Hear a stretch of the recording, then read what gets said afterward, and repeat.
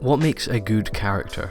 I think it's safe to say that characters are one of the most important parts of the storytelling process. I would personally say that in most cases, characters are more important than the story itself. If I look at my favourite shows and remove the story, they'd probably still be alright, but if I removed the characters, it probably wouldn't. Characters are such an important part of a narrative because it's what we can connect with the most. Even if it's not necessarily a human, it could be a robot like WALL-E or even something as far removed as a hotel in The Shining. The characterization or personification of things in stories is one of the most powerful tools. And there's no rule in storytelling that says characters have to be introduced. But can you think of a good story that doesn't use characters? Of course not. Characters are the bread and butter of any narrative. But unfortunately, making a good character is not as simple as it would seem. In fact, the more I've been thinking about it, the more complex it seems to become. So I'm going to be discussing what I think makes a good character, using examples from my favourite shows to help me figure it all out.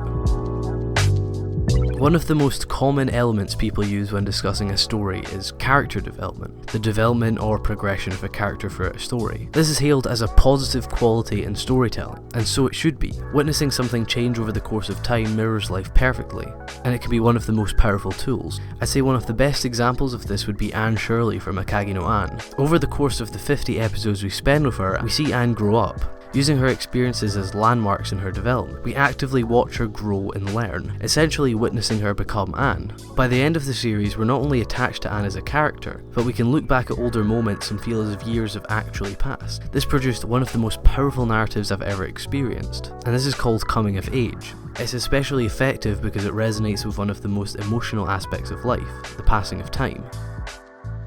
Another character who develops substantially throughout the series is Kirito from Sword Art Online. But wait a second, I don't remember being even a fraction as engaged or attached to him as I was with Anne. In fact, there was a distinct lack of emotion with Kirito, as if he wasn't even a character at all. Though it is true that he developed a lot throughout the series. So let's look at how Kirito develops. Kirito grows as a character purely down to the progression of the story. We never really experience that growth with him. In fact, we never really even witness any growth. We're just reminded that it's happening in between episodes, as if his growth is paused momentarily with any screen time.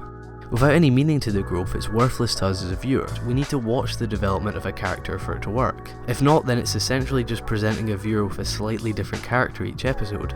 Is it safe to say that character development is not by default a good or a bad thing? It's how a character develops that's important, or how they don't develop. One of my favourite characters of all time is Kaiji, and he finishes his series just as developed as he started it. He does experience a lot throughout the story, but he doesn't change at all, and that's one of the show's main themes. Despite this lack of any development, he's still a fantastic character. The twist on the usual poor to mighty character type is extremely interesting. You're always expecting characters to do the right thing or always come out on top, so to have a character like Kaiji who essentially has to choose between a bunch of bad outcomes, it creates a very interesting story.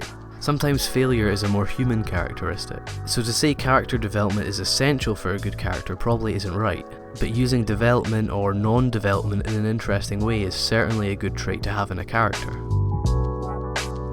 So one of my favourite and possibly one of the most important character qualities is believability, and not in the sense that you could believe someone exists, but a character that acts and behaves in a way relative to how he's been written. There are very few things that break my immersion more than when a character does something out of character. Though this can sometimes be used as a narrative twist, it's usually due to lazy writing. In the recent series Erased, for example, a number of characters at points felt completely inconsistent, especially in the finale scene. Without reasoning or setup, characters would just make decisions that completely went against how they had been written. And when a series spends all of its episodes building up a personality, the viewer then expects them to act in a certain way. So if a character suddenly does something that he previously wouldn't without any reasoning, it completely breaks your immersion, and you end up feeling disconnected with them or just confused. Realism in this sense is a trait that every good character has, so I could name loads, but one of my favourite examples would be Akari from Aria. She's very much the life of the series, and she makes such a good character because of how genuine she feels. She has such strong characterization throughout the series, and all of her actions feel consistent. Using this, and similarly with other characters, the show can create extremely powerful and emotional scenes as the viewer is so connected with the characters. This helps tremendously with building a bond and immersing yourself into a series. So I think believability and consistency in this sense is very important for building a good character.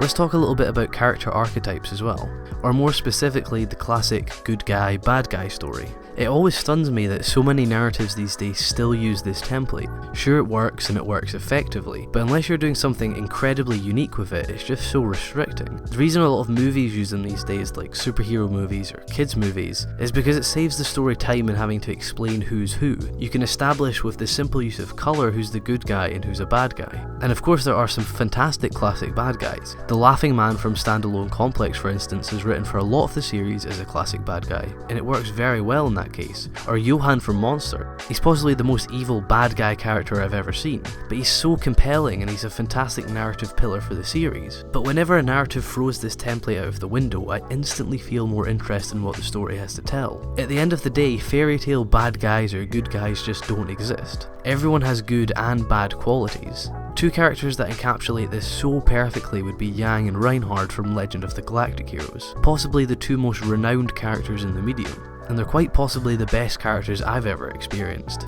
And looking at the show before watching it, you might think that one is the bad guy and one is the good guy, but the story doesn't take sides like that. It presents the conflicting beliefs of both parties and allows the viewer to explore them themselves, not necessarily to pick a side, but to have a strong understanding of both sides, and subsequently an understanding of why a conflict like this is so complicated and so intriguing. What makes it work so well is that none of them are portrayed as good guys or bad guys. In fact, the morality of their actions are handed to the viewer. Outcomes of events that happen in the story have both positive and negative effects. The show never really presents a straightforward moral decision. For example, Reinhard is involved with a horrific decision, which I won't explain because of spoilers, but it's one of the most controversial moments in the series. The outcome has very drastic repercussions, but also some arguably positive ones depending on what you believe is right or wrong. This entanglement of morality is one of the pairing's most exciting attributes, and it makes a series fantastically entertaining.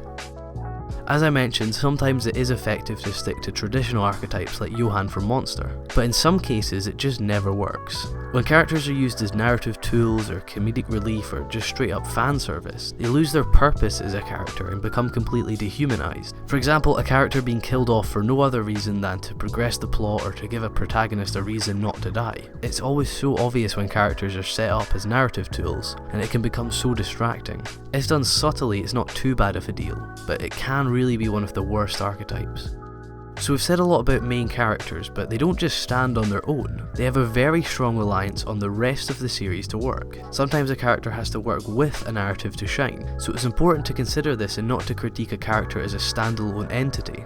Two blatant examples for me would be Sugoru from Zegapain and Ichise from Texhnolyze. Kyou is introduced as a stereotypical template MC, and that's on purpose, but with the help of this story he turns into one of the most layered characters in the series. But how that happens is kind of one of the main points of the series, so I can't really go into too much detail. And Ichise is, like the rest of the series, painfully lacking in spirit or charisma. It's even fair to say that he lacks personality, but that's not because he was poorly written, but because of what happens in the series. Characters play off of events in the series and use them as part of their characterization. Although on his own, Ichise isn't the most compelling character, working with the narrative he probably made more of an impression on me than most characters I've mentioned so far. But what is a main character without side characters? I feel as if they're equally important and can be equally good or bad. Obviously side characters, as their name suggests, get less focus than the main characters, but that's just all the more reason to make sure that any focus they do receive is positive. I say one of the most valuable things a side character can offer is exploration of different aspects of the story. You can't expect a main character to be involved in everything, so side characters can be a gateway to more themes and angles on the story. Eva is a great example. The main storyline with Shinji is fantastic and explores a lot on its own, but only because of the narrative progression characters like Ritsuko can do. It would be unrealistic for Shinji to be involved in these parts of the world, so Ritsuko and the rest of the cast are responsible for introducing these elements, which ties in with my second point about offering more depth or scale to a story. Side characters can offer multiple different reactions to events or approaches to themes. Ping Pong, for example, drills home its main theme with its main storyline of Smile and Peko, but side characters come in to offer a unique and different view of that theme, that would otherwise have to contradict itself to be explored by Peko or Smile. So as you can tell, characters are a lot more complex than how they're normally critiqued. It's safe to say that a lot more analysis has to go into a character than just saying they weren't developed enough or they were too dull. Normally story gets all the focus, but I think in a lot of cases characters deserve more. And it might even be the case that the characters are the ones navigating that story. They're the ones making that story good. While writing this video, I've certainly got a new appreciation for characters and possibly a new understanding of how they work with a story. So maybe I'll do some more character videos with more specific focuses in the future. But for now I feel like I've outlined what I think makes a good character. But it's such a complex topic and I'm sure a lot of you have your thoughts to chip in, so please do continue the discussion in the comments. So if you made it this far in the video, please do consider clicking the like button or sharing the video around. And if you want to watch more, you can click any of the videos on the screen. But that's all for now. Cheers.